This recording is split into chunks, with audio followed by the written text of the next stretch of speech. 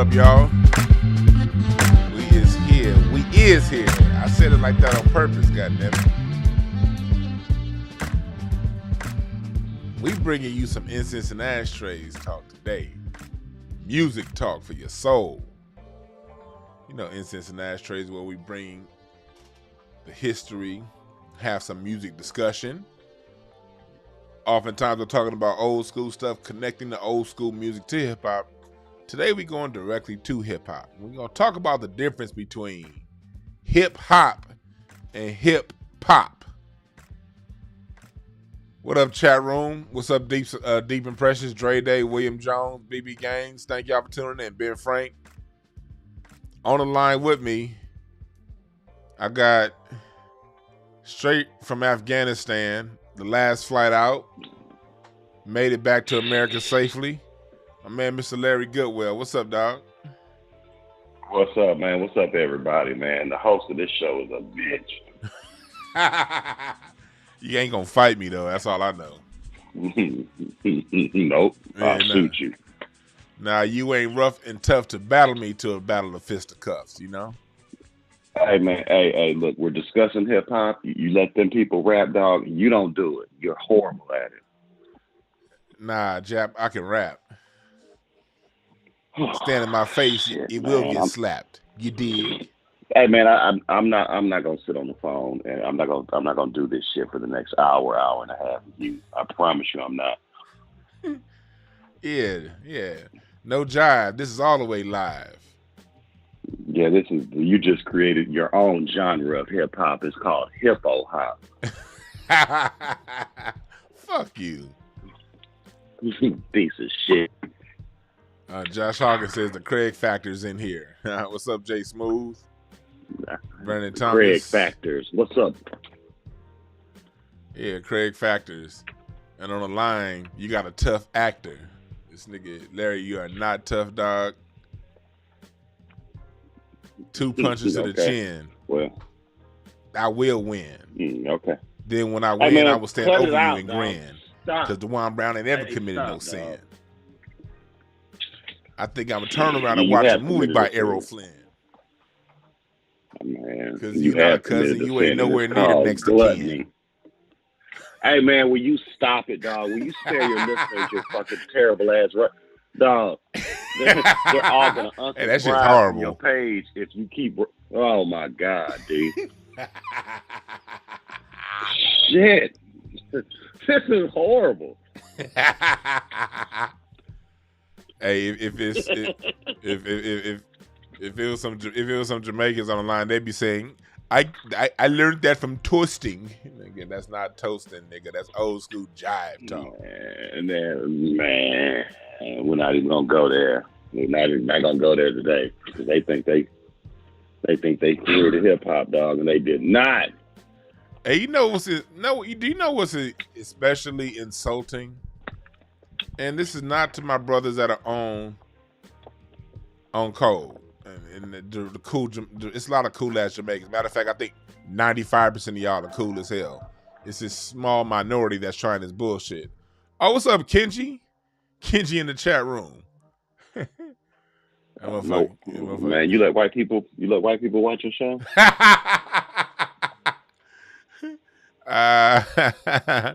Kenji look like a red Sinbad. Dang. You look like some biscuits before they go in the oven. This motherfucker. Shouts out to Kenji. That's the man that designed my websites, y'all. So shouts out to him. Man. Shit. Hey, but like, what's especially insulting is they saying we got toast. Like, it sounds more natural when you say jive. Like, we call it jive talk or shit talk. Toasting just sounds corny. When I hear toasting, I think of people holding up a glass of Chardonnay after they tell every joke. That's what toasting sound like to me. Like, you crack a joke and you hold up a glass of Chardonnay. Toasting. It's jive talk, nigga. Yeah, dog. That shit looks stupid. Toasting. Hey, yeah, dog. That shit's terrible. Yeah, baby. But we about to talk about this shit right here. Oh yeah, rip to Fu. Rest in peace, Fuquan Johnson. He was a cool cat, man. Always somebody that I would see out in the comedy grind. Always somebody that had a smile. Always somebody that was 100 every time I ran across Fu. Rest in peace, brother. Rest in peace, Fu. And get well, Kate. Like the white girl that they're putting out in that report, Kate's cool as hell with me. Like every interaction I've had with her has been 100. Like when it came to getting, like, people don't understand how segregated the comedy world is out here. You know, you got white rooms, you got black rooms, and it's very little crossover between the two. You know, especially when you're new and coming up in comedy. And when I was new and coming up in comedy, if I ever ran across Kate at a white run establishment, she'd get me on that stage. She'd go up to the booker or whatever who was trying to smash or whatever the booker was trying to do and be like, you need to put this motherfucker up on stage. He's funny as hell. And so, once Kate blew up, she always was 100 when I saw her. So get well to you, Kate, quickly also. Man. We lost Fu and shit, Nick. Man, yeah, man. I was thinking about all my LA brothers and sisters in comedy, man. Y'all been getting hit, man, with some tough shit, man. I hope everyone comes together, man, and let's stay family and friends up, man, because shit. Yeah. Some horrible news to wake up to, man. Yeah, some horrible news, man. But anyway, we're here to talk about drawing the distinction between hip hop and hip hop. This last month has been a lot of good music released. Nas with King Disease 2. Kanye with Donda. And Drake's new album with them emojis on the front. You know, depending on your taste, I'm not here to, let's start off by saying here, I'm not to shit on anybody, all right? We are going to say things that are critical, but to the mature mind, you should understand the difference between critical analysis and quote unquote hate. All right. If you're one of the people who thinks just someone doesn't agree with your stance on something they're hating, then either have some patience and listen to how real grown men talk without these bullshit ass emotions, or if you're too emotional, get the fuck out of here. Either way it goes, I'm fine. But we want to draw the difference between, we have to draw the difference between hip hop and hip hop. This is a conversation Larry and I was having on the phone earlier. It was like, shit, we need to talk about this shit live. Because, in the 80s and 90s, the streets put hip hop, said what was hot in hip hop. That came through local radio stations, uplifting local artists, and then the sound spreading throughout the country. You had to be good at one point. Because even now, not just at one point, even now, true hip hop, you got to be good to get the recognition. Hip hop started becoming, when MC Hammer hit in 1990, that's when the record label saw that they can make some money out of hip hop. And they started slowly changing things. Now, mind you, Hammer was still validated by the streets first. They didn't put Hammer on. Hammer put himself on. That shit just went so goddamn big. You know what I mean? That gave the record label, the vision that what they could one day do with hip hop. And in my estimation, pop, the record labels really started to control the shots in hip hop as you get to the early 2000s. And since then, you've seen a lot of pop, hip hop, Drake, Nicki Minaj, Cardi B. What was that white girl a few years ago? That T.I. wrote that song for? Iggy Azalea. Iggy Azalea. Yeah. These people that we see on these award shows all the time, but if you ask 10 people, do they actually listen to these people's albums? 8 out of 10 are going to say they can't name 2 songs off the album.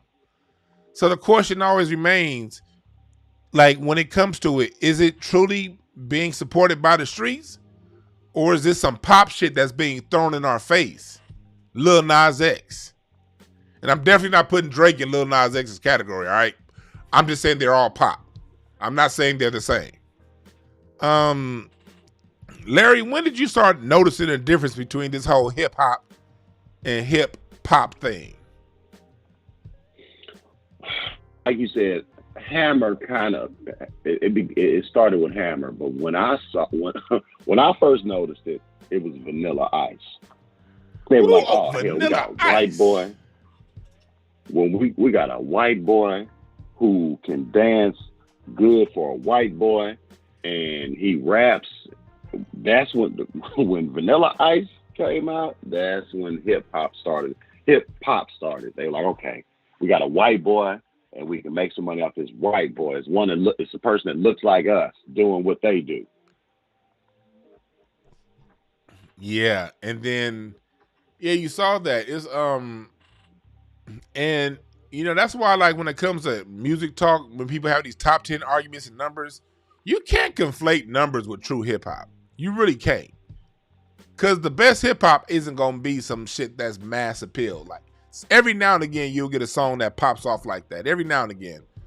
But the best hip hop is counterculture. So how can counterculture be popular? Yeah.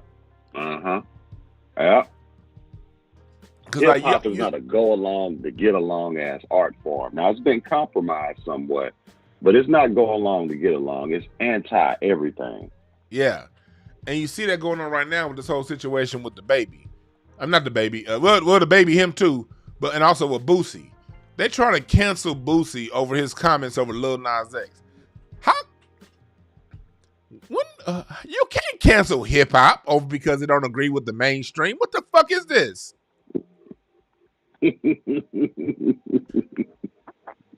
Yeah, that's how you know. That's how you know the corporate world has infiltrated hip hop when they are turning counterculture. Like, they're trying to cancel counterculture, and that's what hip hop is. That's how hip hop started.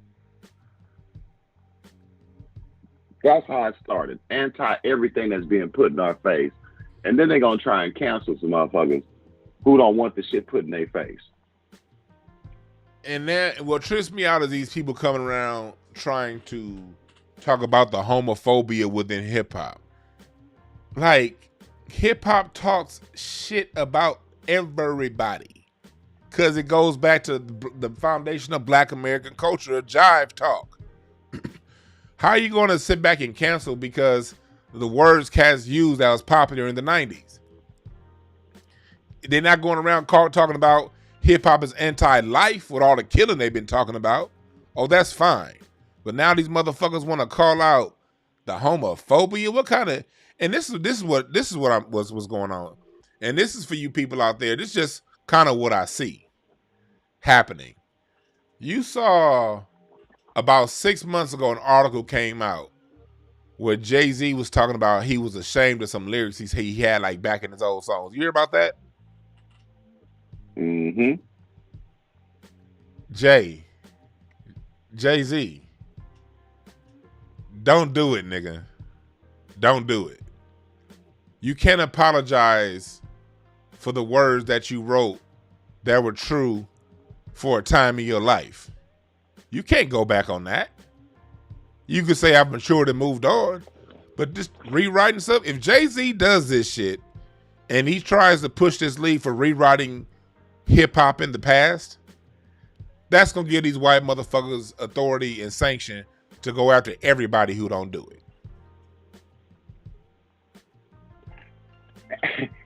And that apology was not genuine. It wasn't. It was like, hey, y'all, I said some shit in the past that y'all can cancel me for. So I'm going to throw this apology out so y'all don't cancel me. And I'm married to Beyonce. I know y'all love her. You can't cancel me. I'm married to Beyonce. You cannot cancel me. I'm married to the quote-unquote queen. That apology wasn't genuine, dog. Get the fuck out of here. It wasn't. Yeah, like somebody in the chat room, Octoria said something that I agree with. When the 2000s came, I was confused where it was going. When the 2000s is really when I call, you know me, I always call that early 2000s era the fuckboy era of hip hop. You know, after DMX fell off and started going through his troubles, you know, people got to understand what happened in the industry. In the industry in '93, that's when a lot of these corporate heads got together and they started unleashing their plan to incentivize rappers to talk about all the grotesque things that they could talk about and leave the consciousness outside of the music. Too Short talks about that in an old article written in 2008. I cannot find the link right now, but I should have had this shit ready for you. But he talks about that. And so by the time like the 2000s come, that's when the, you know, late 90s, that's when the Hot Boys hit with the bling bling era. And that started a new thing. That started really, because we're not really started because Bad Boy was doing it a little bit before that. You know, that look at my diamonds, look at my gold, that shit. But then in the 2000s, that became basically all of radio play hip hop. In the 90s, you had the flash and cash, but you still had real hip hop that would get played the next song. The 2000s is when everything became about fuckboy shit. It became about rims, hoes, and clothes. You know what I mean? Mm-hmm. To the point to where when Jay-Z released 30's the New 20, that was the most immature ass version of an adult song I had ever heard in my life. Basically, Jay-Z was saying, I'm more mature because my wife looked better than you and I don't need to put rims on my Bentley and I wear a suit. Nigga, if you only mature on the superficial things that you buy, you ain't grew up yet. And he was telling people, hey man, take your jerseys off and throw a suit on and get it tapered up. That like you're more of a man because you have on a certain type of clothing. Like, man, get that cornball shit out of here. That nigga was Kevin Samuels before Kevin Samuels. Being a grown ass man is all about the image and how you look and how you appear and how people see you. That was the most, and that was rocking. I like the beat to that song. I love the flow to that song. But after about the 100th time listening to it, I was like, it ain't a damn thing mature about. It was really when 3000 came out with his version of that same song. And 3000 was on some real grown ass man shit. I was like, ooh, he just shitted on Jay-Z on his own track when it came to what a grown man looked like and how a grown man moves. Young men out there listening to me, how you dress definitely plays a part in everything. But it ain't got a goddamn thing to do with your level of maturity. Your maturity comes in your mind. It comes in how you view the world, how you see the world. Can you communicate without your little ass feelings getting involved? Can you provide for your family and do things and lift others up when you're not feeling the best? That's real manhood. No excuses.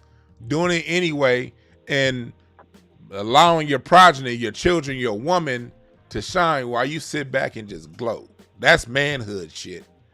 It ain't the fucking watch you just got. And that's where hip hop took us in the 2000s. I got a homeboy. Do you know, I love sneakers. I wear sneakers any and every goddamn wear. And one of my buddies told me, hey man, I'm gonna need you to stop wearing sneakers so much and put on some grown man clothes. Like, what the fuck are grown man clothes? If they make them in grown man sizes, guess what? They fucking grown man clothes. Yes. Yes.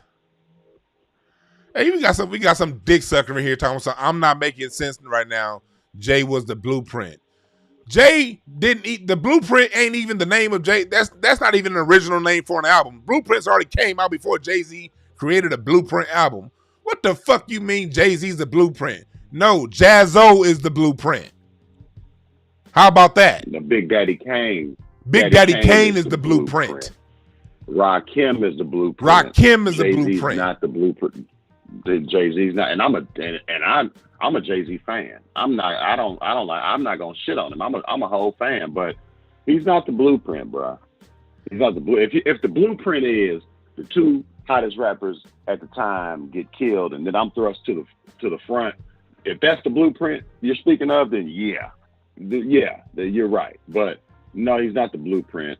No, he's not. And you're a cornball for saying that, sir. Yeah, Dame. Someone said Dame Dash was the blueprint, right? Like, that's the thing of a lot of these emotional Jay-Z fans.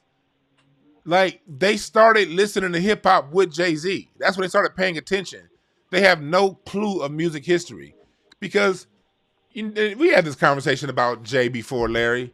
How I used to I didn't like him at first, and then I really liked him, and then I went back to like because Jay was always around. Jay-Z was around when Ice Cube was on top. Jay-Z was around when Nas was on top. Tupac, Biggie. When hip hop was hip hop pre '96, Jay-Z was around then too. He didn't get pushed to the forefront until the two hottest niggas got killed. He stole one of those niggas half of his lines. And most of the lyrics that Jay-Z wrote when he was popular in the late 90s and the 2000s, if you knew music, you'd hear where all them lines come from. He'd take a Maxwell line, he'd take a Luther Vandross line, he'd take a Lauryn Hill line, and then this producer would take a Bootsy Collins bass line, and it was an amalgamation of already previously ideas that had worked, that he used his supremely talented skill, and I'm saying that very clearly. Hove is supremely talented, but he used what already worked and traced around it with his supremely talented skill. The whole wearing the suit, maturing, Big Daddy Kane was already doing that shit when Hove was wearing jerseys. So I don't want to hear shit about him being a blueprint or nothing. Yeah. No, he's not the blueprint. I mean, maybe he is the blueprint. It all depends on what you're building. Like, so if you're building a house with a shaky foundation and a lot of nice trinkets and shit on it, then maybe he is the blueprint to you, but not to everybody. I've always seen Jay-Z as the Elvis of hip hop. I'm gonna take a little bit of this, a little bit of that, put it all together. Now I'm the king. But none of it started with me. That's how I see it. Yeah. I'm gonna take a little bit of this, a little bit of that. I'm not even gonna remix it. I'm gonna do it exactly the way you did it, and I'm gonna trace around it with my skill. Now I'm the king. Hey, Deep Impressed. John Clark made a good point. See, and that's what Juvenile had a song called "High." It was like his first big hit, and then he had a remix, and Jay got on it. He was. I remember reading an article that Foxy Brown was real. She was a real big Juvenile fan. Jay didn't know who it was, and he was around Foxy, and she was listening to it, and she said, "Yo, you need to check this dude out." So he listened to it, and like a short while after, he was on the remix, and it was a genius move because he was an East Coast rapper and he jumped on the down South hit, and so that kind of endeared the South to him. Because before that, he had never been on no Southern shit like that. Born 360 said it best. Jay-Z is the blueprint of going along to get along. But you made a point. And what isn't that basically what he did with the state property? State property, man, pretty much everybody. Like that state property, that's Dame. That's Dame. That's Dame's work. That's Dame's work. Yeah, it's like he's really good at like he did it with that thing Kanye was mad at him with on a Graduation album. When Kanye made a point, he said, I did a song with Coldplay. Next thing you know, Ho did a song with Coldplay. That's what he do. He's very good at seeing what the next hot thing is and jumping on it before it blows up and riding that wave.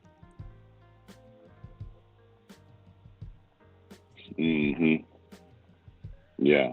So yeah, that's what we saw in the 2000s. And the 2000s was an era where hip hop really lost a lot of its essence and soul in the 2000s, and that created the environment for Nas to write the album Hip Hop Is Dead.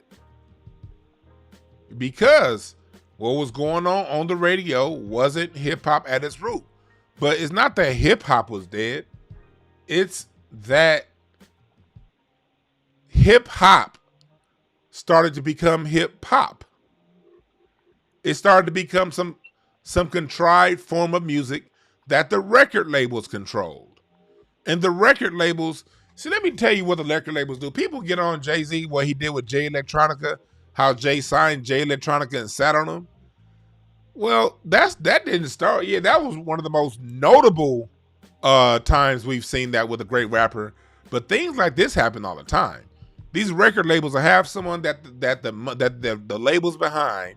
They'll see someone else that's hot, sign them, give them a couple $100,000 advance, $1 million or whatever, $50,000, and just sit on them. A lot of that shit was going on in the 2000s. It's not that hip hop was dead. It's the people that could have kept hip hop going, oftentimes got signed and sat on. Mm-hmm. And the hip hop, I mean, it's been a thing, but early 2000s when Nelly and the St. Lunatics, I don't want to say they ushered in hip hop, but damn it, they kicked that bad. They were on the radio every 3 or 4 songs. Yeah. It was Nelly, it was the St. Lunatics. I'm like, man, you guys. And if anybody in here is from St. Louis and they're offended, I don't give a shit. Nelly was horrible. Nelly was and the trash. St. Lunatics were absolutely, they were absolutely horrible. Man, get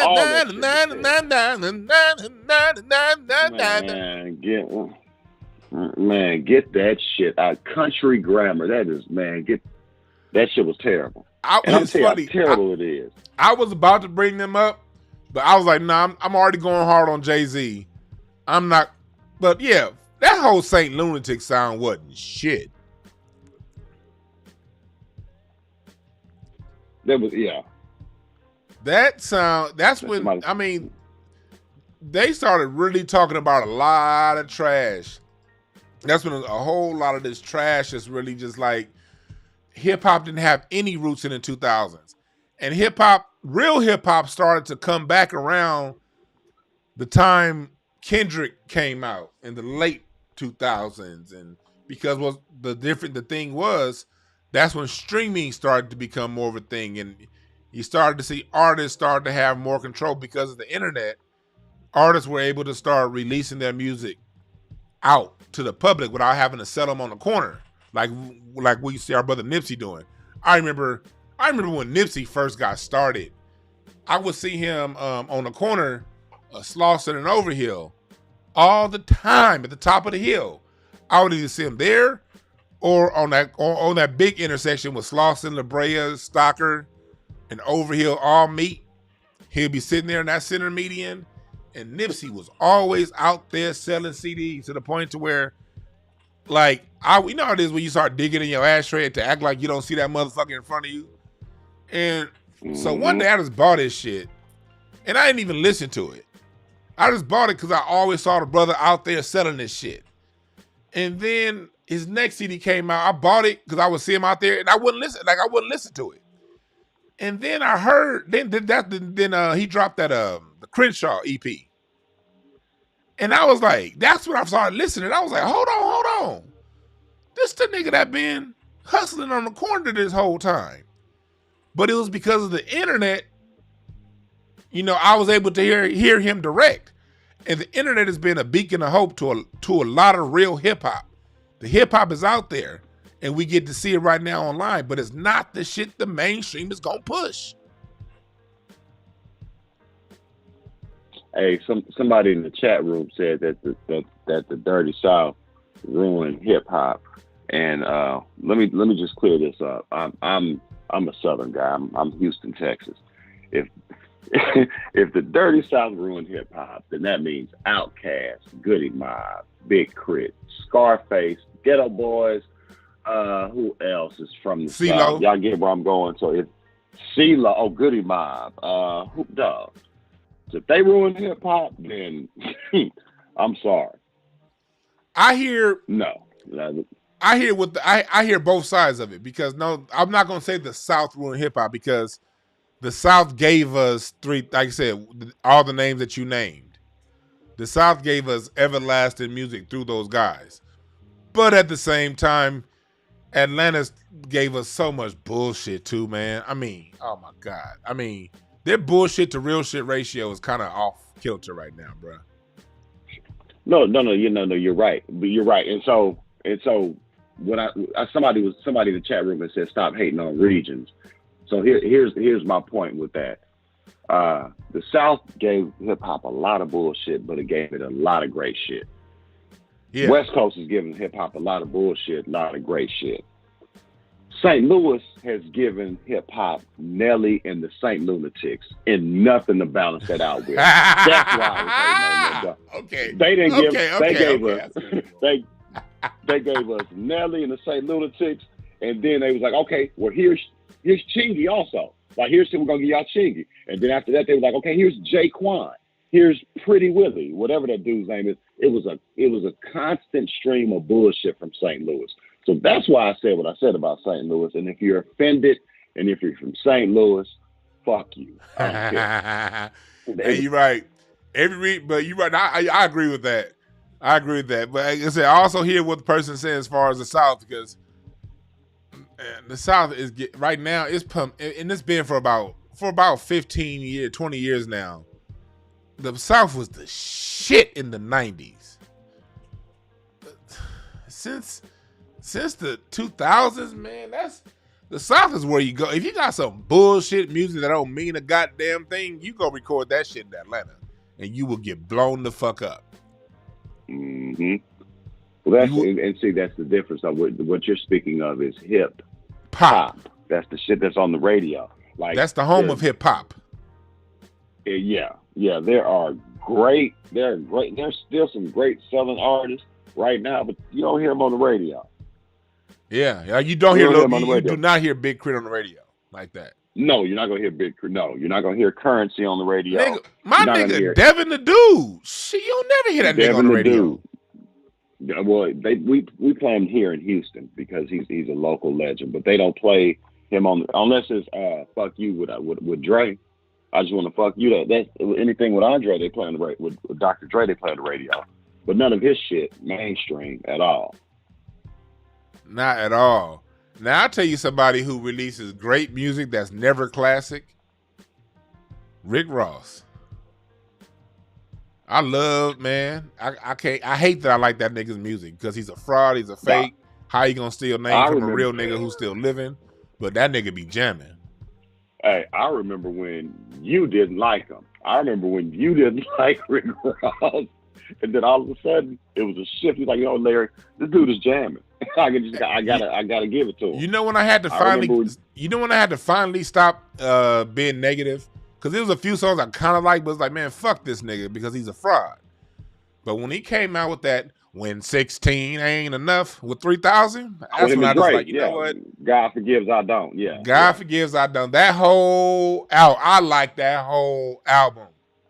And I was mad I like that shit too. Like, oh, I can't stand I like this fake fraudulent motherfucker, but goddamn, this music is good. See, somebody in the chat, Trauma just mentioned Pink Seafood. I don't know how to pronounce his last name, Seafood. But I came across some of his music the other day. It was him and somebody else. I'm like, man, this dude is cold. There's so many great artists out right now. There's so many great hip hop artists out right now, but you'll never hear them because the radio plays nothing but hip hop. But if you're still listening to the radio for to hear great music, that's your fucking fault. Hey, moderators, here's my assignment. Anybody who uses the term hate, put them on timeout. Don't kick them out the chat room. Just put them on timeout. This is a place where you have to have a thought. If you want to talk and be seen as credible, you have to have thoughts beyond hate. You have to express a clear opinion from your point of view. If your opinion is you're hating, we're not in the third grade. We're adults here. If you want third grade conversation, go. It's plenty of places online to have that. Here, you don't have to agree with what people are saying, but you do have to express your opinion without using such trivial terms as hate. All right? We don't care to hear your opinion. If all your opinion is you're hating, this isn't the third grade, all right? back to what we talking about. Everybody else that's talking, everybody else that don't agree with what we saying, and you're expressing a streamlined thought, salute to you.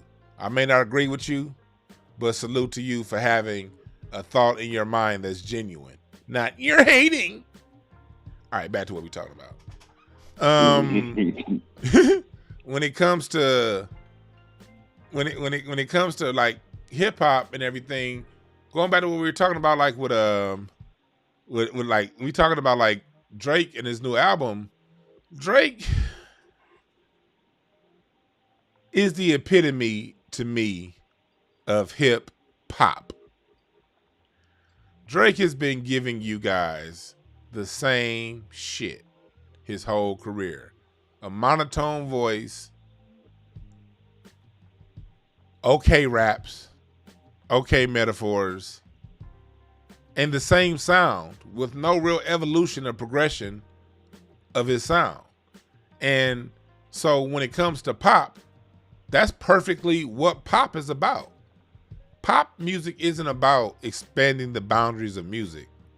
Pop music has never been about, and this goes before hip hop. This is just pop music, period.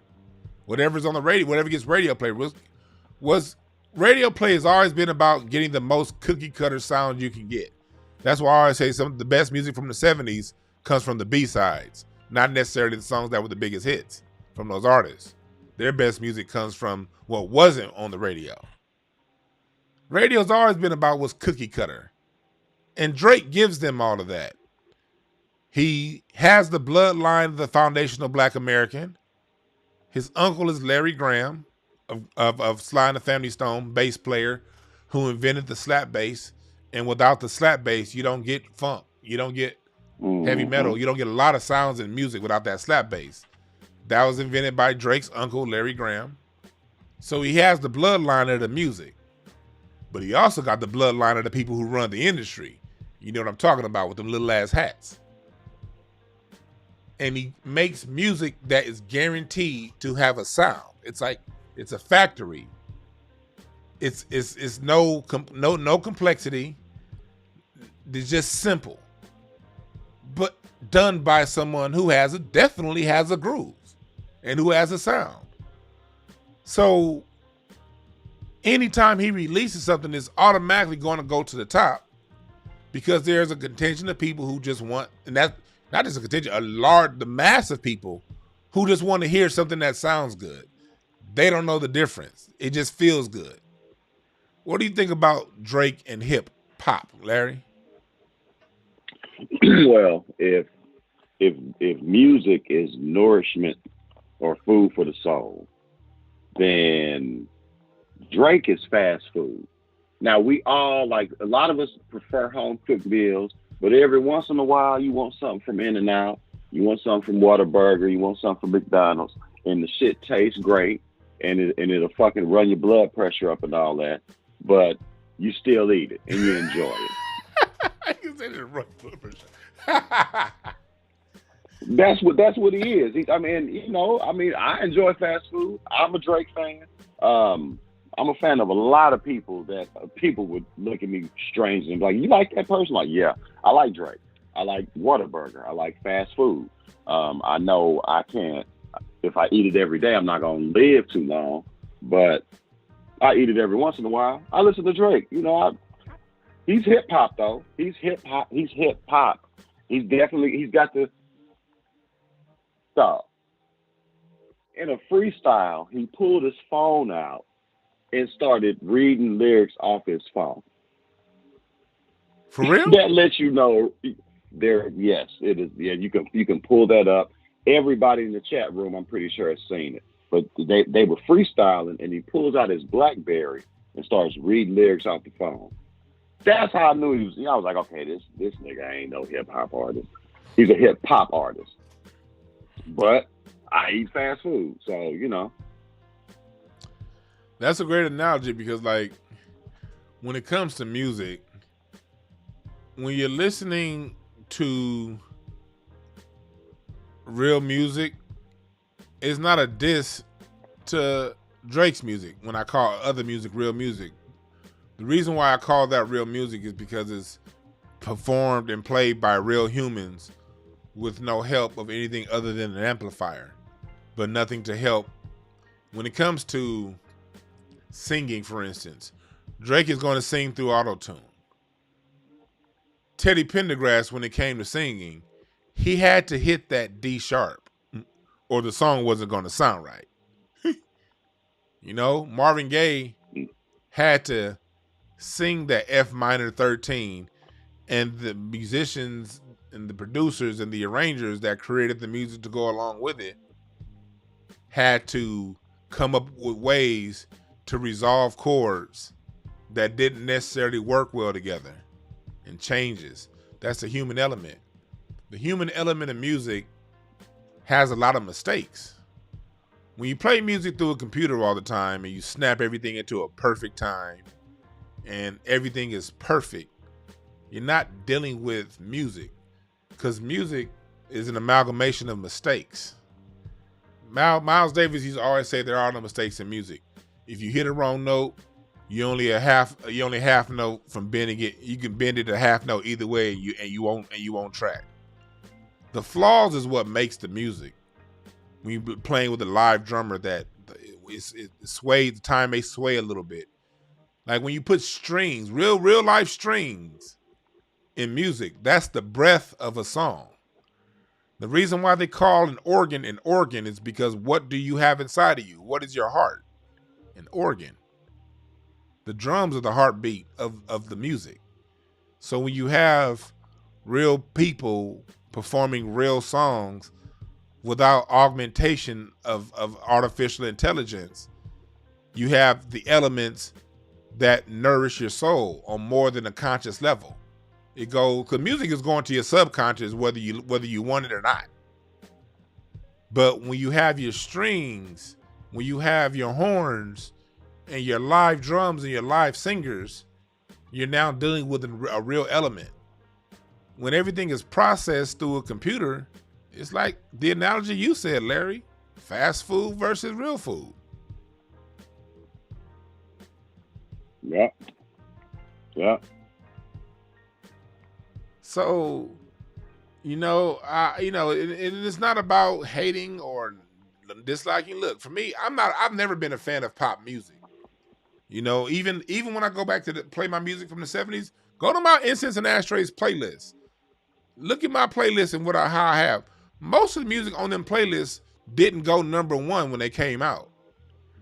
But it's a lot of good music that stood the test of time. Because for me, it's always been about the music. So I know I'm biased towards pop shit. That's why I wanted somebody like Larry to come on who's not biased, who actually listens to the shit and likes it. Because once I hear computer, I'm going to hit next generally.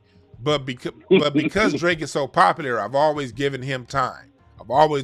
I've listened to every one of his albums top to bottom. And that's why I'm able to say what I say. Because it's like, dude, I want to like you because I met Drake a few times. Drake's a cool ass nigga.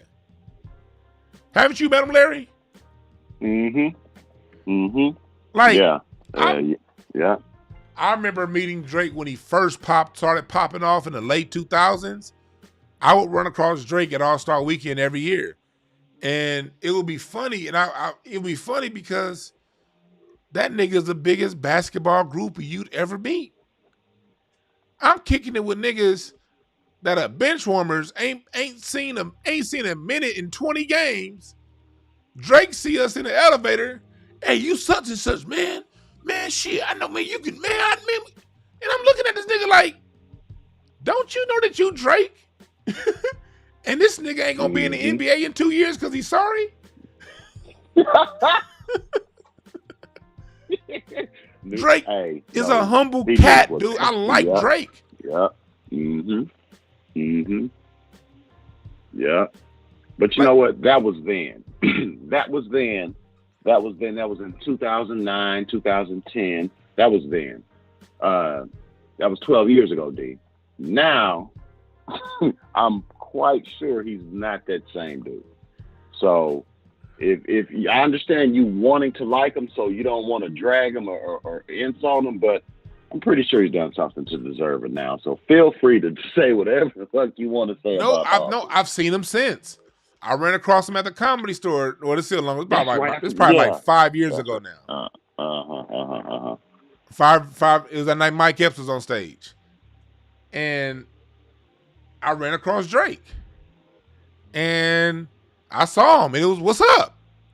You know what I mean? It was a quick. He don't know. I'm not saying I know Drake, but it was a quick head nod because like he I could tell he kind of recognized me from the times we used to party. It was just a quick head nod and a, what's up, man? Keep keep doing what you're doing. Kept pushing. But when I saw him at the Comedy Store, he was cool as hell. Still. That nigga thought you was somebody's security detail. That's why he spoke to you. That nigga must play O-line for somebody. Let me speak to him. Fuck you. Yeah. But it's a name that I've been seeing come up in the chat room because I've been kind of gazing at the chat room in and out. But the name Black Thought keeps coming up, and I want to bring up Black Thought because Black Thought is the definition of hip hop. Man, he is the definition of hip hop. That on Sway, nigga, remember that? That his free. Oh yeah. Well, I'm all the Roots albums. Hell, all the Roots albums. Yeah. Yeah. But he's somebody who, and look, and he's on the fucking Tonight Show. He still don't get mentioned and get his credit for being hip hop. The niggas in your face 5 nights a week. The funny thing is that he's a supremely talented lyricist. He's otherworldly talented. But he's also on the Tonight Show with Jimmy Fallon, so he's in white people's face every night. And he still isn't like, white people don't talk about him because they don't understand that that lyricism, they don't understand that. They don't get it. They don't appreciate that. They don't get that. They get when you're up there singing a fucking song, a nursery rhyme, and you're pregnant as a man, or they get when you put on the dress. They appreciate that. But Black Thought is a fucking hip hop artist and a for real black man. So of course they ain't gonna respect him as an artist. Black Thought is above their level of comprehension. That's how. But there's something about genuine realness. The pop mainstream can't comprehend Black Thought, but he's so good and so genuine and such a base part of the stew of hip hop that you can't deny him. He still got the fucking Tonight Show. You may not know what's going on, but you know it's something awesome, even though you don't get it.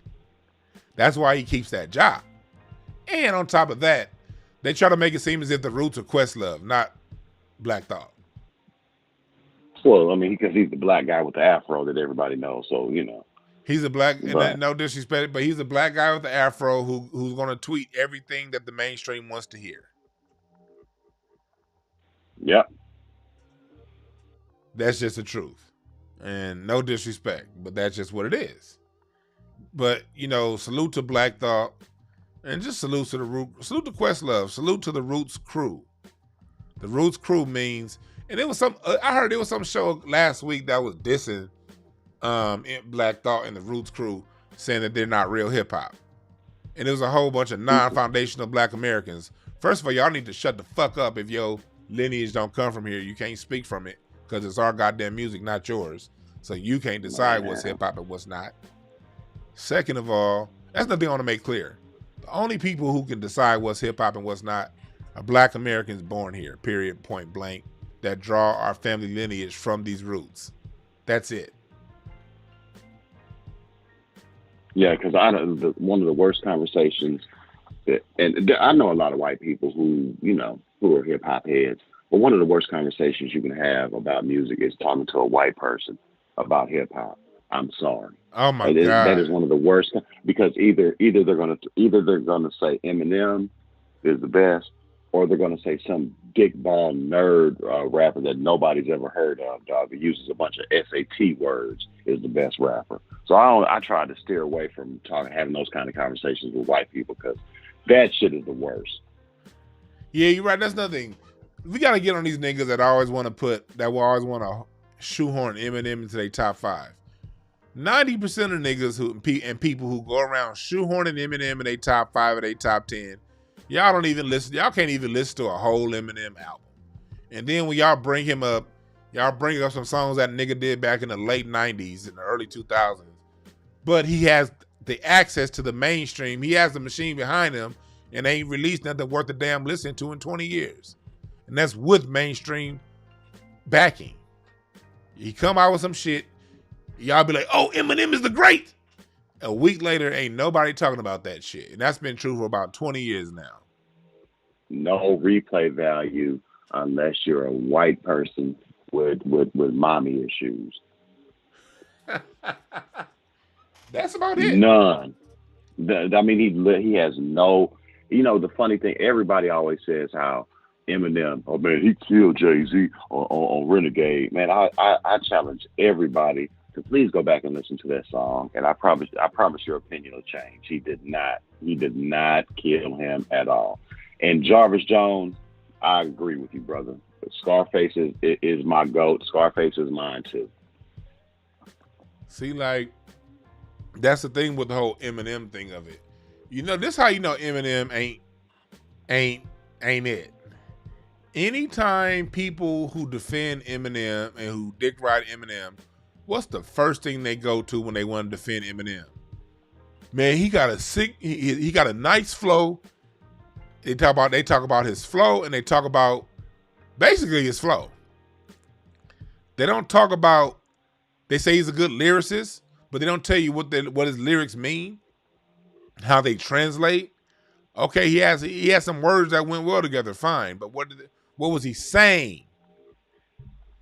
It's never about the music. It's about technical aspects of music. And let me tell y'all something. Music ain't technical. Music is a feeling. Music only gets technical for people who don't know how to play fucking music. There's nothing. The technicality comes in for people who program the computers. God damn it!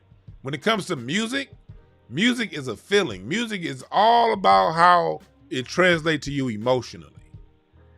And the sad thing is, you'll have black folks that it'll be 50 rappers whose music vibrates with them the better, but they'll kick 46 of them niggas to the side to shoehorn Eminem in because it sounds good. Because, man, if I don't have Eminem in my top 10, my top 5, people gonna get mad at me. Fuck out of here. Everything people say Eminem can do, God damn it, so can Ludacris. Dog, I do that on purpose because I don't like having that top 5 conversation. It's for cornballs and white boys. Like that shit is terrible. That top 5 shit. So whenever somebody asks me, who's in your top 5? I purposely leave Eminem out because he's not even in my top 50. And then somebody will say, I mean, so no Eminem? Like, no fucking Eminem. Well, why not? And I always say this, because he's white.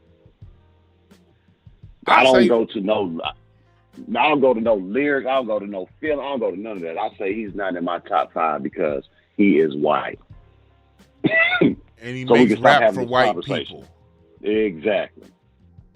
I can't relate to Eminem. Matter of fact, he ain't the coldest thing. I think Royce is twice as cold as he is. Yep. But the difference between Eminem and Royce the 5'9" is the difference between hip hop and hip hop. Right there. Yep. Just them two niggas. Mm-hmm. Mm-hmm. And then the parts that Eminem that people like, they like Eminem when he was with Dre during the era Dre couldn't miss. If you released a hip hop album with Dr. Dre during that era, your shit was going to number 1. Dre could not miss with his production in the 90s. I'm pretty sure Dre couldn't miss with production. right damn now. Yeah, that's he's true. Just, that's true. He's just, I mean, he's Dr. Dre. So, but yeah, everybody was shining with a Dre beat. Everybody shines with a Dre beat. Everybody. I said it before. It was like Count Basie and Frank Sinatra. Frank Sinatra had his biggest success with Count Basie and Quincy Jones. Fly Me to the Moon's his biggest song. This ain't no different. That's how Dr. Dre is. You need a hit. And back in the old days, in the 50s, in the 60s, the days of the jazz standard, if you needed a hit, you went to Count Basie. 2000s, you need a hit, you go to Dr. Dre. And he was one of many. Man, Eminem ain't even the 5th best rapper out of Detroit. Just out of Detroit, I can name 5 better rappers than Eminem right now, in my opinion. Name you got Royce, Proof, Elzhi, Frank, and Dank. And then Fat Cat, and that's 6. That's 6. Oh, Jay Dilla, rest in peace. He's a better rapper than goddamn Eminem to me. Jay Dilla can rap his ass off. Uh-huh. And by 10, T3, that's 9 rappers better than Eminem from Detroit. I just named 9 of them. See? There you have it. So. Did I say Proof? Did I say Proof? I'm sorry. Did I say Proof? I'm sorry, Proof. That's 10.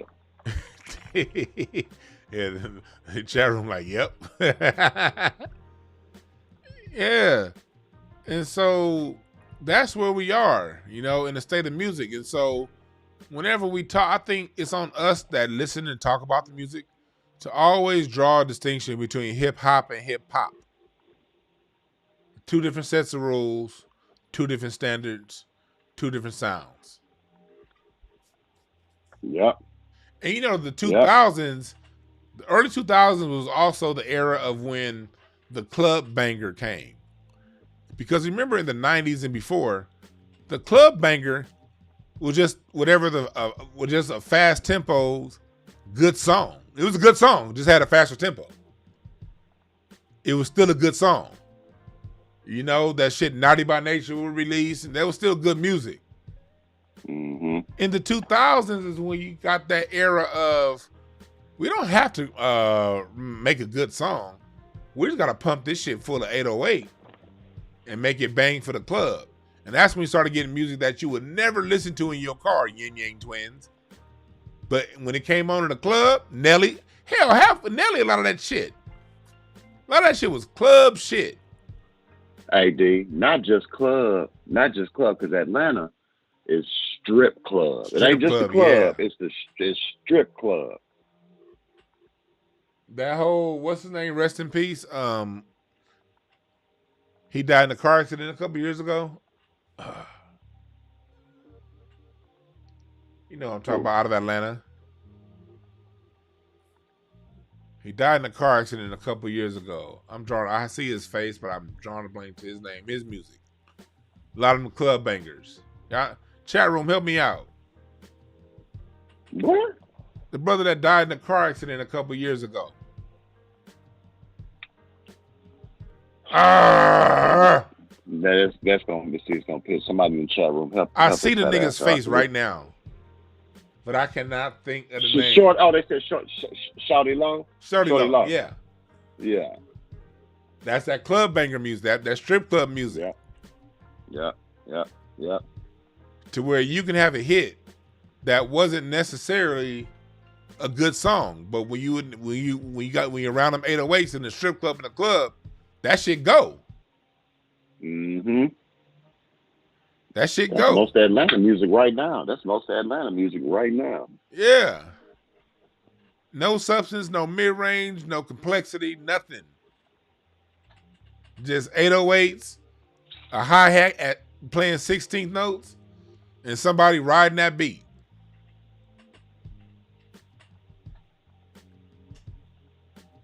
Man, but hip hop, and see, but we got to kind of be careful with that, because there's some hip hop songs that are just straight hip hop, but then white people start liking them, and they play it on their station, and now it's a pop song. Like See, a Kendrick. lot of times a lot of times not only they don't white people don't only gentrify neighborhoods, they gentrify songs and albums too. So we got to kind of watch it because, like you said, they gentrify. I Love Myself from To Pimp a Butterfly. When that song came out, I was like, oh, Kendrick could be on some bullshit, dog. You made this whole positive ass song. I don't want to hear this stupid ass shit. I ain't like it because white people was playing it on the radio station every 3 minutes. And then I heard the album. I was like, okay, you more than redeemed yourself with this masterpiece. But they'll gentrify one or two songs and make them a pop song.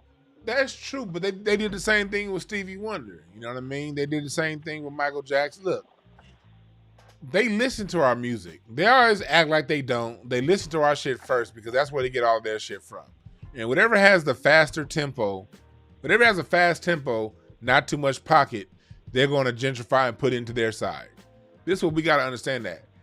The reason why they do that because true hip hop is dope. And if they were honest with themselves, real hip hop would run the day. But they're not honest with themselves. So they got to get whatever. They're going to get some real music, but it's going to be 1 out of 20 songs. That's the whole thing. It's a proportions game.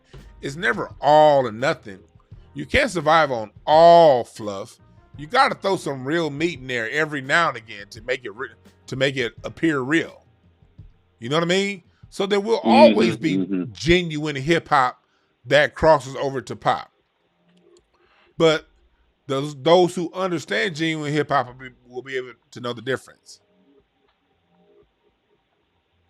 Yeah. Oh yeah. Man. But there are some white folks who they know real hip hop. They do, and but they still stay on code, though. They stay on code when it comes. So when it comes to Eminem, they stay on code. I've never heard a white person say that Eminem is trash. Never. I've never heard a white person say they don't like Eminem. Ever. You hit on a point. You hit a point. You said they stay on code, and that's something that black people don't understand that there's no shame in doing. Like you said earlier, I said I don't like hip hop Eminem because he's white. There's nothing to apologize when it comes to that because even your coolest, closest, dopest white quote unquote friend, when it comes to the subject of country music and the sounds that they've already gentrified, you'll never see them coming around and helping you out when it comes to talking about a black person in country or something else like that. They just gonna sit there and act like, hey, it is what it is. Okay, they don't like black. They may mention, they don't like black people in the country, but they ain't gonna do nothing about it. When it gets to the part of, like when Neely Fuller says, when it gets to the point of doing something about it, they ain't gonna do nothing. So you shouldn't be ashamed of that. It ain't racist. It's defending your art from a group that has been known to steal your shit. And we have to, as black people, be unashamed to leave a cultural inheritance to our lineage.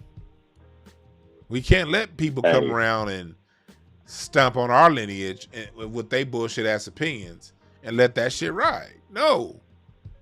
John Clark said, hip hop is an FBA art form, period. We don't have to apologize. Man. Period. That's John Clark. Thank you for that. Thank you for that, John Clark. Because it is. When it's our shit, there's no need, no reason to apologize. None. At all. So, matter of fact, we have to be, as Black Foundation of Black Americans, we have to be more vocal. We have to get to the point to where other people are uncomfortable voicing their opinions around us. Flat out. Because how comfortable are you of going to other cultures and other groups criticizing their music? Would you ever go to a Mexican and be like, man, mariachi sucks, man, because they don't, they got a fucking tuba for the bass. Why don't they get a real goddamn bass? What's wrong with this shit? Would you do that? Would you go to the Chinese folks and the Japanese folks and be like, y'all got too much ding ding ding ding ding ding ding in y'all music. What's that? What's that? What's that shit? Do you do that? No, think about this shit. We don't go to German music and be like, y'all speak too harsh. Calm down, nigga. Shit. Say it more subtle. We don't go to Jamaicans and be like, nigga, y'all need to stop saying bumbleclot in y'all music. What the fuck is bumbleclot, nigga? And what's all that doonch doonch doonch doonch? What the fuck is this in the dance hall?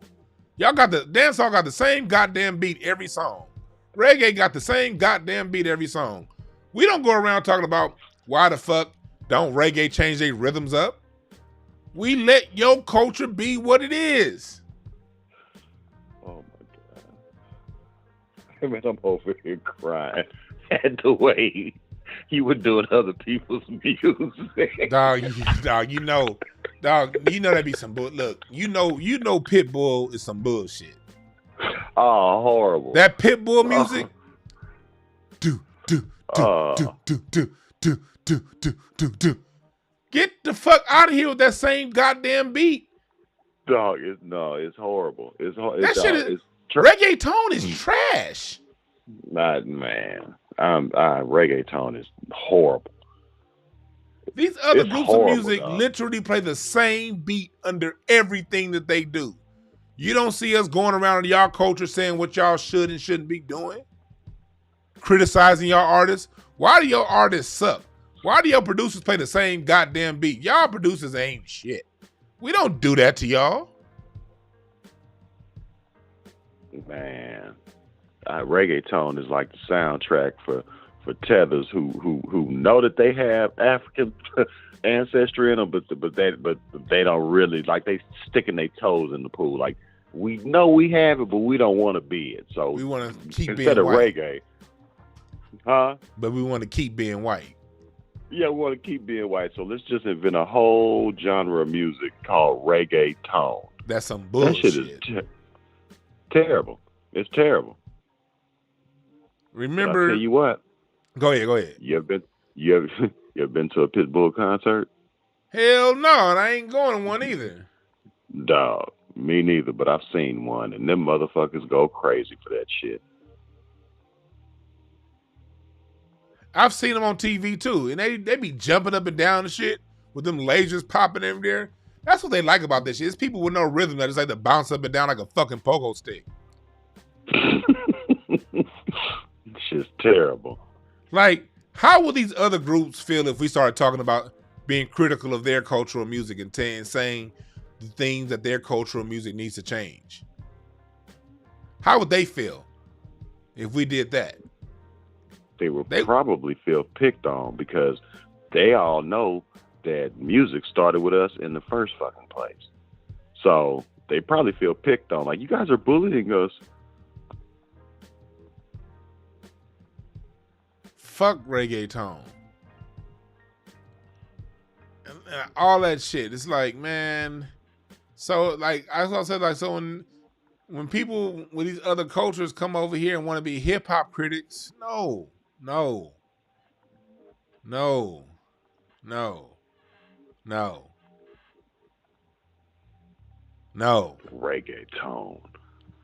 The fuck is reggaeton? What the fuck is that? Miggy Knox said reggaeton is sheet music. I just thought that is hilarious. Yeah, my thing is this. Black people, we got to, going back to a conversation I had on my show a couple weeks ago, we have to be comfortable. We have to get comfortable offending other groups. Let's just talk real, Larry. Let's talk real about this shit. We have to be comfortable offending other groups. Let me clarify what I'm saying when I say that. I'm not saying go out and just be offensive to be offensive. No, that's not what I'm saying. What I'm saying is this. You notice whenever Black Americans, whenever we stand on our square, other groups tend to get offended. Mm-hmm. Why should we, as a group, not stand on our square just so we don't offend other people? That's oftentimes what we do. In order to go along to get along, in order to just keep the peace, foundational Black Americans generally just concede and let other people have it. So we don't offend them. But in the process, we're offending ourselves.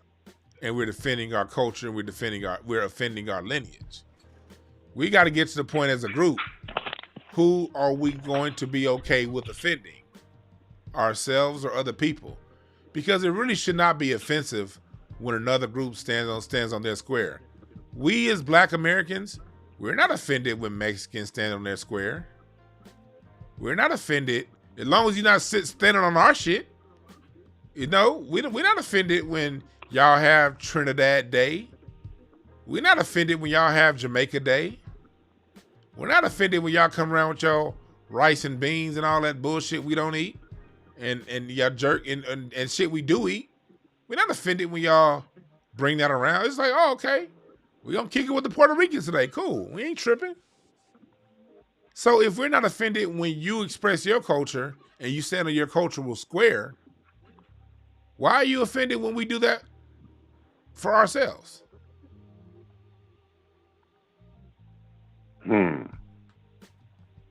That's what I mean by we have to be comfortable offending other groups.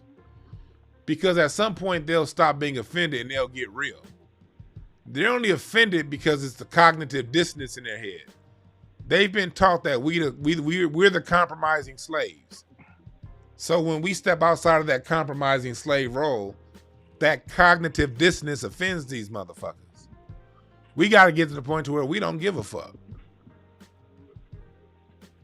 We shouldn't at all, because it all started with us in the first fucking place. So, but fuck offending other people. I actually like offending. I like doing that, dog. I know you do. Go ahead. I really do, dog. I really like making other races, especially white people, especially them. I really like making them feel uncomfortable. That shit do be funny. You ever notice when you walk in and it's like you're in Vegas and it's crowded, white people don't like to get out the way. I speed up. And I take bigger steps. Like I speed up and I take bigger steps. Like, you're gonna move out my way, Chad. You're gonna do it. Nigga, I realized that when I was like in my late teens. My parents, we used to go to Vegas all the goddamn time. And when we was walking through the Caesars Palace Mall, I'm over here dodging white folks like Barry Sanders.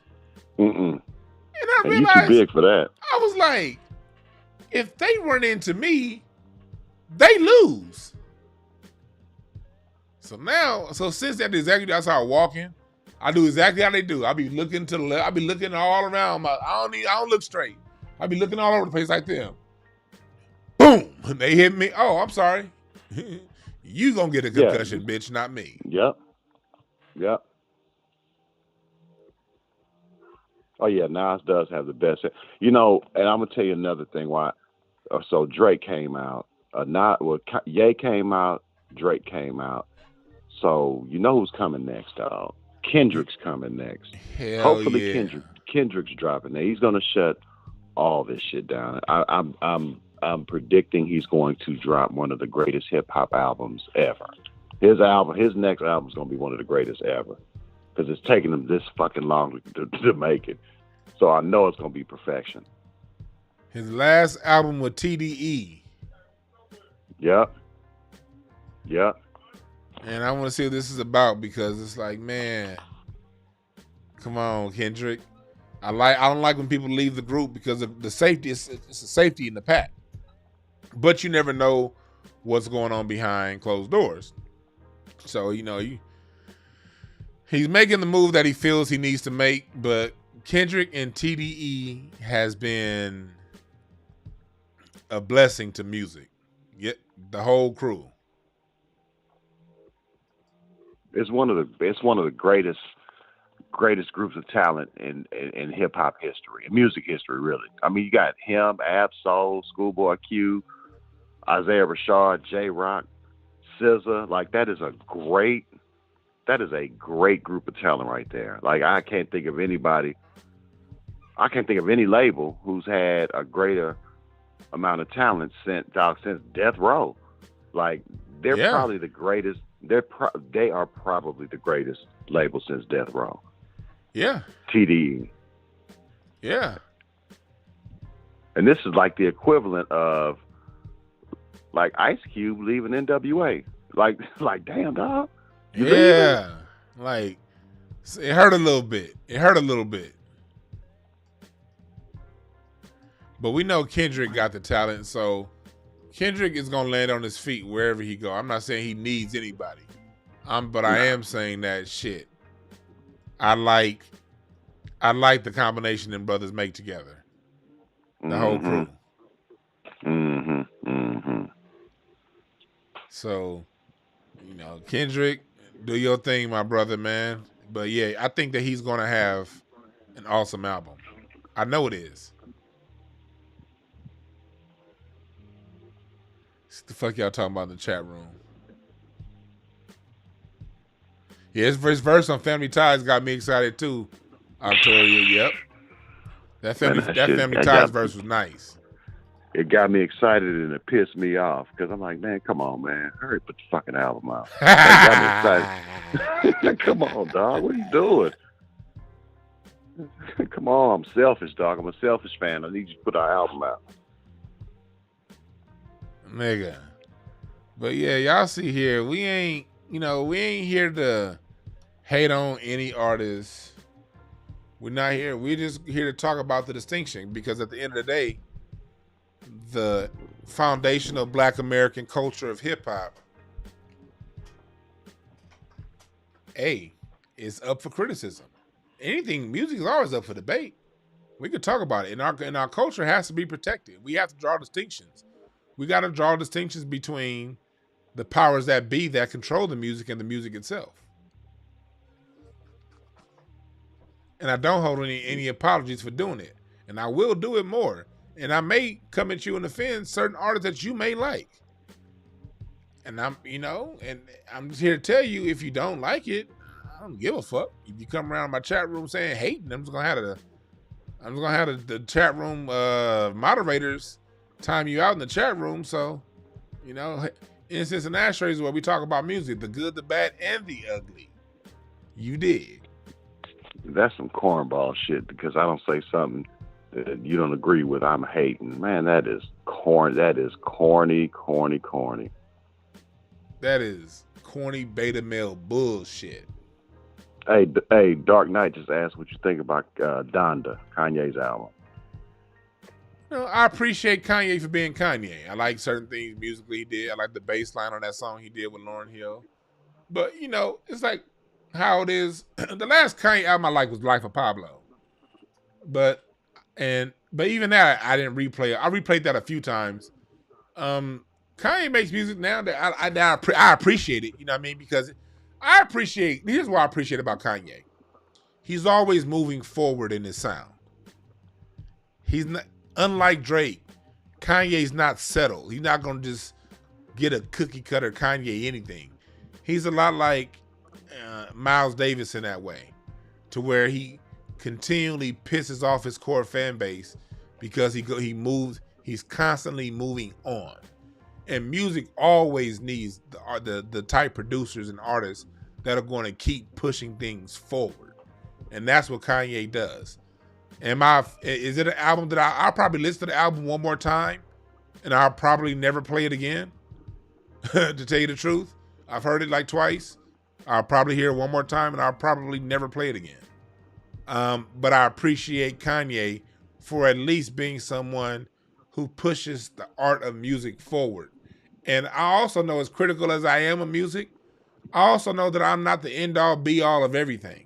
I don't have to like it for me to appreciate it. I don't really like a lot of the music on the album, but I hear advances in music. Anytime music is getting pushed forward, I'm a fan of that. Yeah. Okay. Well, he ain't asked me, but I ain't like the shit. Speak on it. I ain't like the shit at all. I'm like, oh man, it's goddamn Kanye, and that's not even because I'm wanting him to be the old Kanye. I'm like, man, I just don't like the new Kanye. I just didn't like the album. A couple songs. I mean, I like more the guest appearances than I liked the album. I like the Griselda. I like them being on there. I like the Locks. But other than that, man, god damn, dog, fuck out of here. You made us wait for that. Like people, you was holed up in the stadium in Atlanta for that, to put that out. That's what you was having listening part? Dog, Sidney Castillo tweeted out, and this shit was hilarious. He said, so all y'all people at them down the listening parties was lying to us, huh? If you listen to everybody who went to the listening parties, they thought that they said that this shit was going to be one of the greatest albums ever. You know what that is? Anybody who would take time to go to a Kanye listening party is a super fan. And it's something about being in, if you're being in the energy of all those people, it'll feel a certain way. I get it. You know, if I'm in the arena and I'm feeling the energy of like-minded people who like this particular artist, and them 808s is pumping and that sound system is doing what it do, it'll feel great. But then when you leave that stadium and put that shit in your car, your AirPods, you're like, man, this shit is sorry as hell. Yeah, I like what he's doing. Like I said, I like the fact that he's always moving forward. That's what I like about Kanye West. Outside of that, look, but also I didn't like that album he did with Jay-Z. What was that shit? That bullshit ass album came out 10 years ago?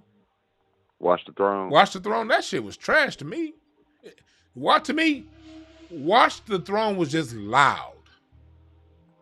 It was just a loud album. It had all these bells and whistles playing in every goddamn beat. And two pompous, arrogant assholes talking about a whole bunch of shit that I don't relate to. I did not like that album. My favorite album, Late Registration, Graduation, and College Dropout. The first three albums, goddammit. I'm dyslexic. Yeah. I liked 808s and Heartbreaks. I like The Life of Pablo. I like Jesus. 808s and Heartbreaks was the same thing. I liked that he was pushing things forward musically, but I didn't like the album. I appreciated what he was doing artistically. I like Jesus, and then I like The Life of Pablo, and then I'm like, oh, Kanye, man, you tripping, dog. Yeah, I like Life of Pablo. It's not something. It's not an album that I replay a lot, but I like Life of Pablo. Yeah. I don't like this new album though. That shit made me mad, dog. I'm like, man, I might punch that nigga in his chest if I ever see him. Like, nigga, you made us wait for this bullshit. Like, you made us wait for this bullshit.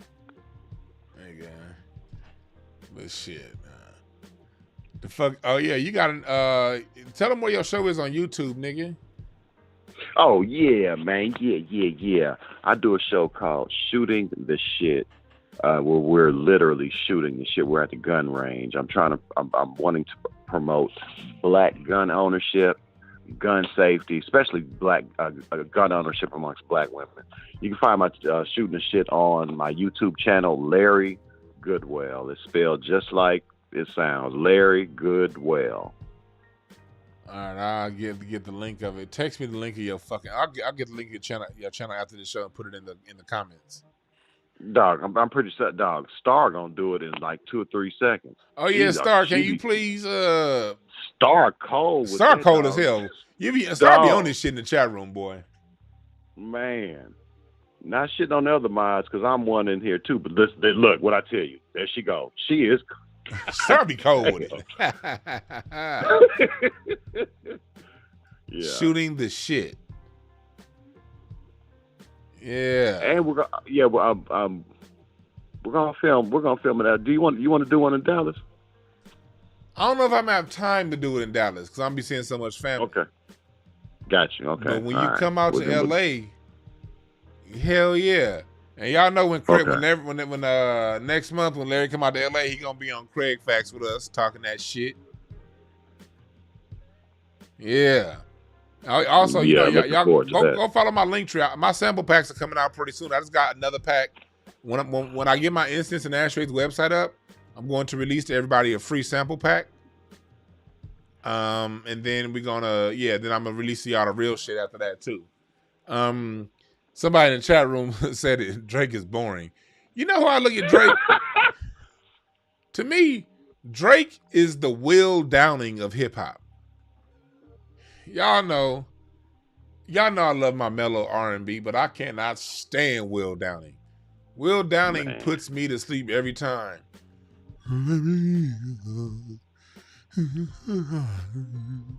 That nigga sound like a yawning seal. Will Downing is a downer. Oh my God. Will Downing is like bad indica weed. The kind that it give you a headache and put you to sleep. Like, it'll put you to sleep like an indica, but they give you a headache first. Dog, at some point, a lot of Drake albums, it gets to a point where it's very boring. They're a lot more boring than J. Cole albums. Yeah. J. Cole is boring. Oh my God. J. Cole, Will Downing, and Drake put me to sleep. Yep. I appreciate everything about J. Cole. He's a dope artist. He writes about dope concepts. He has dope lyrics and good wordplay. But J. Cole puts me to sleep. J. NyQuil Cole. When I listen to J. Cole, I remember when J. Cole was at All-Star Weekend and he helped somebody out in the dunk contest. That was the first time I ever yawned during the dunk contest. Like, he made the dunk contest sleepy, just being on camera.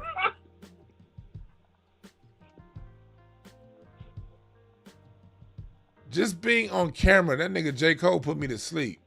Jayla says she love her some Will Downing. I'm not hating. Salute to Jayla, man. Jayla, I appreciate them candles she sent, man. Jayla sent some of the dopest. Man, I've been burning them candles Jayla sent me all goddamn week. Especially on Friday. On Friday, I was on the mushrooms. So when you're on the mushrooms, the smells got to be right. Absolutely. Nigga, I had one of Jayla's candles in my living room. I had another one in the bathroom going, and another in the other room, just so every room I walked in smelled like heaven, essence, and glory and shit. Them candles was the shit. And I'm not hating on J. Cole. I'm telling y'all, J. Cole's a great artist. Look, if you like J. Cole, I love it. If J. Cole is your sound, he's your sound. But for me, I appreciate everything about J. Cole, but he puts me to sleep. Yeah, after a while, it gets very, very boring. Yes. J. Cole is boring to me. It's at the end of the day, he has all the technical aspects, but I still need to be entertained a little bit. Oh, you're not supposed to yawn while listening to a hip hop album. You're not.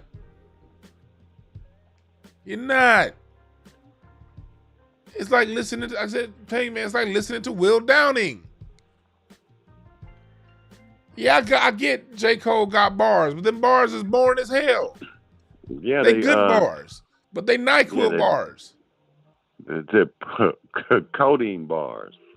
Yeah. If I feel like sleep after a while. Sometimes if it's a hot, warm summer afternoon, you ain't really got nothing to do, so you just figure you sleep a little bit of it off, but you ain't that sleepy, but you kind of tired because you've been smoking. Put on some J. Cole, you will get a good 3-hour nap. I promise you. And you'll wake up feeling revitalized and fresh. Just make sure you play something else when you wake up. Did you say revitalized and fresh? Yeah, you'll be revitalized and refreshed, feeling like a new summer day.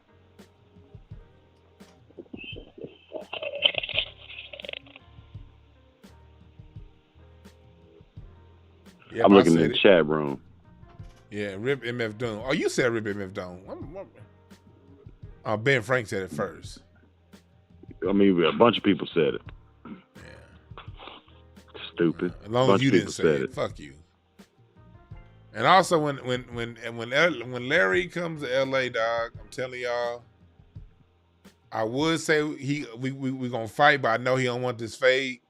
So I know that. But chat room, yeah, get on him. Tell Larry, nigga, to name the place and the time. And I'll beat that nigga's ass on camera for y'all. Let me know if y'all want that. Hit number 1 if you want to see me knock Larry out within 3 punches. Hit the number 1. Hit the number 1 right now if you think I can knock Larry out within 3 strikes. Man, you know what? If they all hit number 1, then they're under the impression that fat means tough. But fat don't mean tough, dog. Fat means fat. And I'll whoop the host of y'all's favorite podcast ass. I'll whoop Dwann's ass, y'all. Look, Sinister 1. John Clark typed in 15 ones. Fuck y'all. Hey, Dr. Sinister said he can't wait to see you. He can't wait to clown your ass in the Craig Facts chat room. That nigga Dr. Sinister be having me dying. You one of the niggas that nigga consistently be having me laughing in them chat rooms. I'll be seeing that nigga. I'll be seeing him. That's all right. That's all right, Dr. Sinister. Hey, that nigga. Somebody said Super 1. Wow. Super Guru 1. Cam 99. That nigga said That's Super Guru 1. Cam. That's my guy. Guru Cam is a good brother. No, he ain't. A good He positive brother. ain't. He uplifts the community. He said, Larry said, take Larry to the Slauson swap meet and leave him there. Hey, man, I ain't been to the Slauson in a minute. Yeah, Larry's been to the Slauson swap meet. I used to go to the Slauson swap meet. I used to pass that motherfucker that was a street we always took Slauson to get from our house to my grandparents' house. I passed that Slauson swap meet, goddamn, every day throughout the 80s and 90s. And I stopped at that hole maybe 10 times total.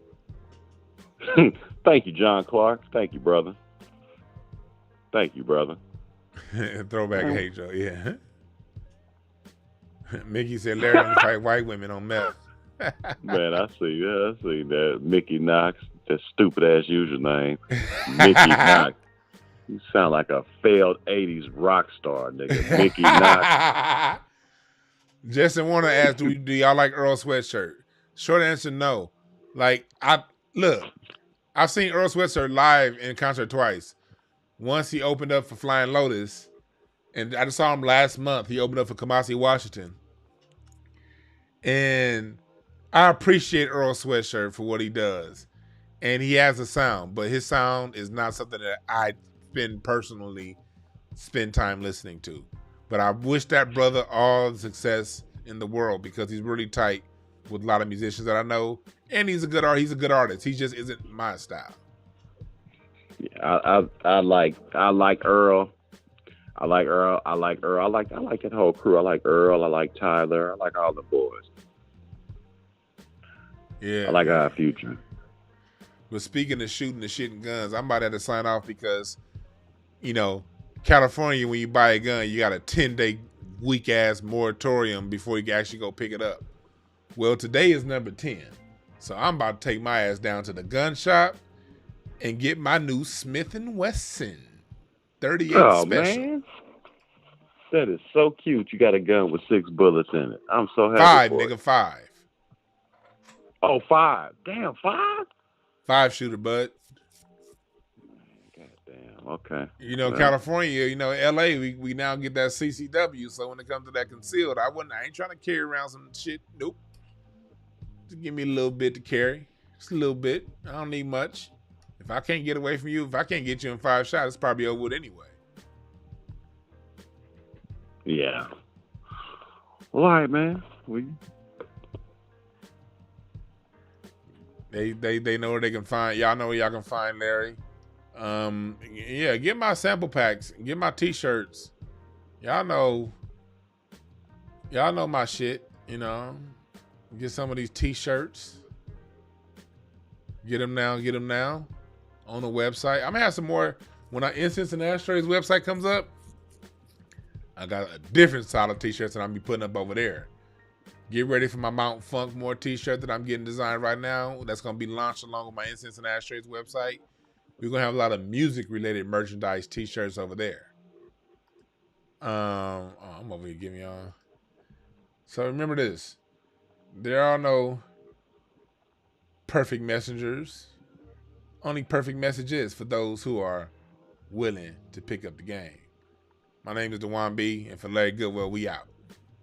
Peace.